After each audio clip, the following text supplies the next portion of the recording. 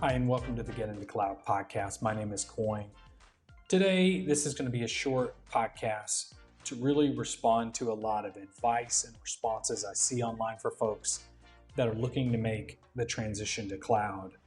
I say advice and responses, but really it's not really advice. It's kind of like gatekeeping that is pretending to be advice for people. And I'll talk a little bit about more about that in a second. First, let's talk about war, specifically World War I.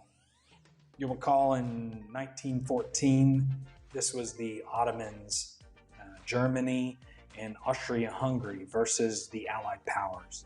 What's important here is the nature of war, and that is trench warfare. They dug large trenches, millions of casualties, very little progress on either side. Now, fast forward 25 years, and World War II is starting with the German invasion of Poland. The old way of war, digging trenches, is completely overcome by the mobility of the German tanks, known as the Blitzkrieg or the Lightning, right? In order to beat the Axis powers, the Allies had to totally rethink their strategy around trench warfare and come up with a new way to fight in the war. The old way was gone, and now the new way of fighting war had begun. So, how is this related to cloud? When I go online and I see advice for new folks getting into the cloud, there's this common refrain. Try to find a help desk job. Try to find a sysadmin role. And 3 years later, you can try to get into cloud after that. This is how you used to get into IT, and this is how actually I got into IT. But this is effectively trench warfare thinking. This is the old way to get into IT, and with cloud, there's a new way. So I'll start by explaining exactly my journey and how I ended up in IT and how I worked my way into IT. And it started in the help desk. I worked in the email, which was at the time Lotus Notes and Domino. I worked in email and BlackBerry support.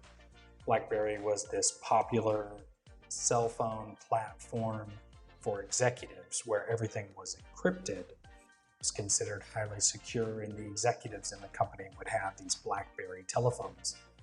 And I worked in support and worked my way from support into administration of the systems, and then from administration into server and sysadmin.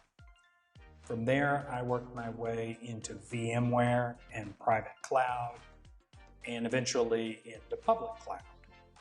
That took the better part of a decade to accomplish. But that situation was much different then than the situation is today. For most companies back then, there were only a couple of common platforms, Windows, Linux running Red Hat, and VMware. So you could double down on those technologies and find a job.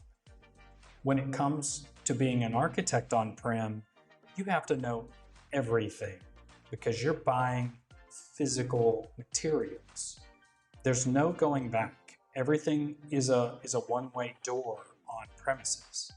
Companies would not allow anyone but the most highly experienced people to do data center architecture work.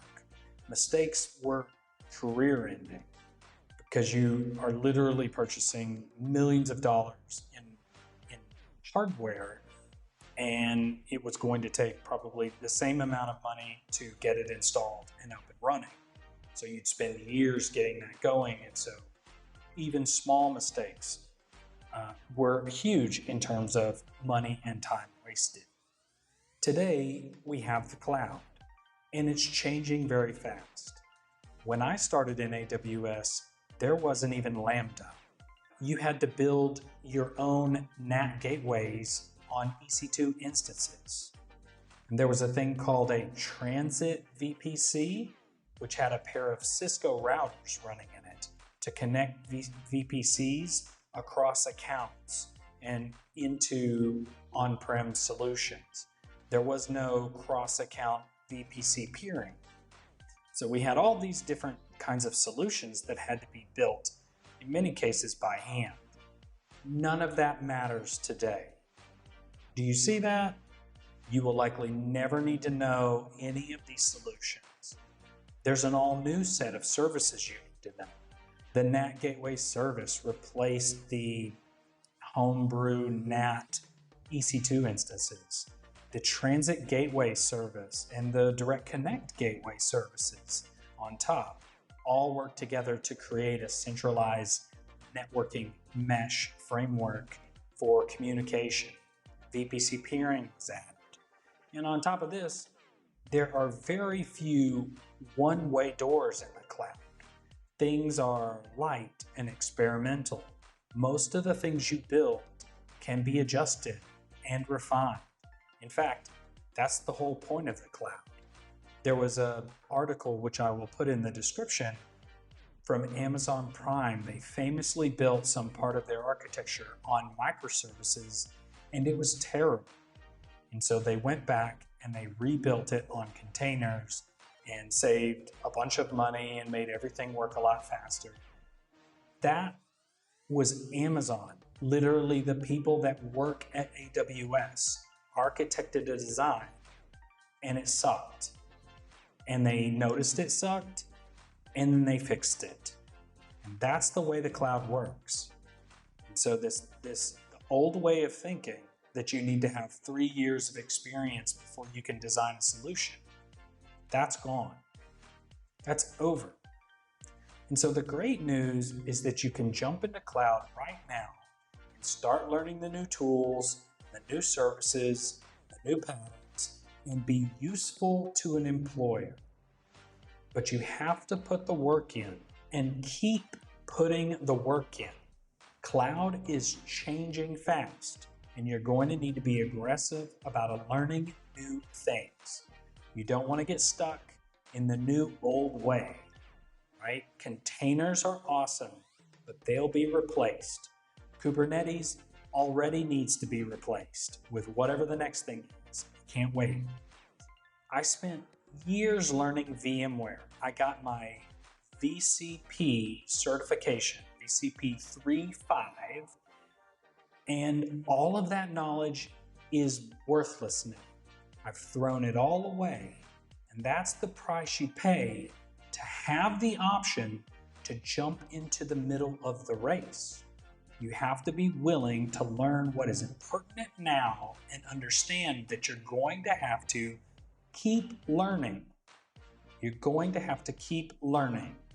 Otherwise, you will turn into those folks who will stagnate on a technology and end up getting laid off in the future because the cloud is going to be moving fast and you'll be left behind. Now, here's where I will temper my advice a little bit. If you do get the chance to work at a cloud company doing cloud operations or sysops and that sort of thing in the cloud, you should take it. It'll be a great experience, and you will have a company and a platform for continuing to learn cloud concepts and gain hands-on experience. But if you get one of those roles, the pathway doesn't change for you. I know lots of people who work on the help desk, they're still on the help desk. They will never get off the help desk because the help desk is not a path to a cloud role. It is just a place where you can take the time to do what you need to do to work the path. And the path is the same. You have to train towards certifications. You do projects, either personal or at work, to gain experience, and you network in person and online to get new opportunities. And so I wanted to make this episode to encourage you that there are many paths into the cloud space. There are those that want you to earn your way in like they did. You can ignore that nonsense, work the system, and get into cloud. Thanks so much for listening to this episode of the Get Into Cloud podcast.